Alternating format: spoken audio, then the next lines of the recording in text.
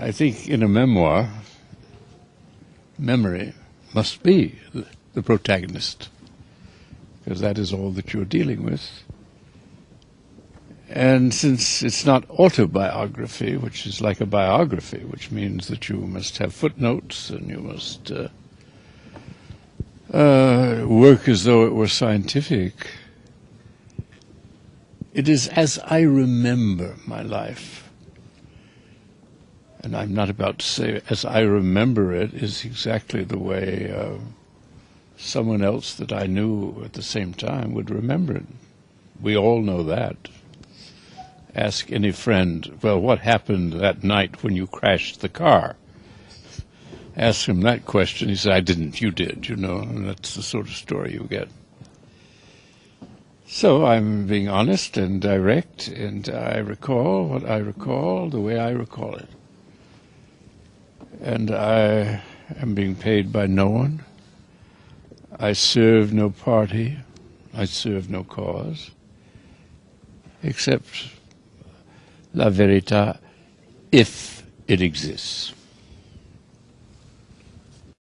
Oh, nowadays there is a kind of overload of information in the world media. I mean, and people is in the center of a kind of input, many inputs. How do you think we can discover the real things on? Well, if you listen and attend to the American media, you cannot.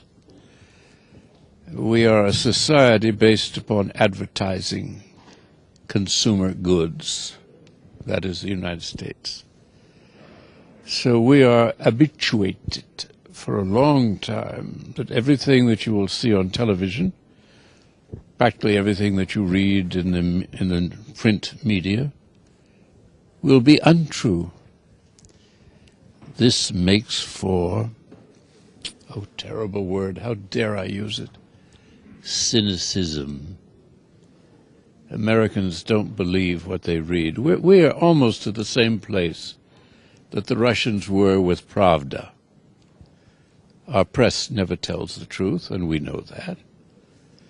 We don't have neighbors, unlike Europeans who are quite lucky. If the Italian press media should be telling you many lies, there's always France next door or Switzerland to say, there are lies being told south of us. You get to hear other voices. All we've got is Canada and Mexico. Canada is very superior to us. They don't like us. And the Mexicans are all trying to go to work for nothing, for slave labor, in the southern United States. So we have no neighbors. We have no way of finding out anything. Never say Americans are stupid. They are not stupid, but they are ignorant. Ignorant means not knowing, because they have no means of knowing. The educational system for the poorer people is terrible, has been for most of my life. And they have no way of finding out anything, because if they read the New York Times is part of the problem. If the government is telling lies about Iraq, the New York Times will be repeating them joyously and celebrating the government. You're saying that in this book you tell your truth about Kennedy's death. Why did you decide to do it now, to talk about Kennedy's death? I am ending 2 volumes of memoirs, and I thought the public deserved un piccolo regalo. So I will tell them how Kennedy died, because I know. 1,000-page report on what happened at Dallas. He was killed by the mafia because his brother, Bobby Kennedy, was arresting mafiosi. Simultaneously, Kennedy and his brother were trying to kill Castro in December 1963. That plan went wrong. So Castro is alive. Kennedy is dead because that plan, which starts with a mob in New Orleans of Marcello and Trafficante in Tampa, Florida, that one went okay. So I referred to it. Americans do not like irony. And if you'll forgive me, Italians are not very good with ironia either. And I just said, this is ironia catastrofica. This is not my imagination. I have never been a journalist. I am a historian. The history is now in place in a book called Ultimate Sacrifice by two professors who have spent 14 years putting together the death of Jack Kennedy at Dallas, and then they found Questo complotto contra Castro.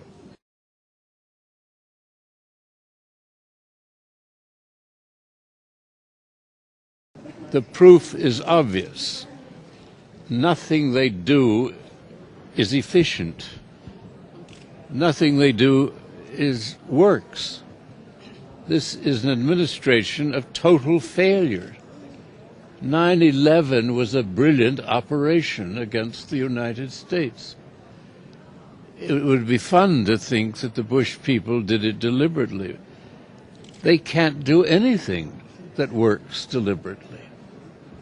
They can't repair New Orleans, they can't do this, they can't win in Iraq. Everything they do is failed. 9/11 was a success, therefore it was not Bush.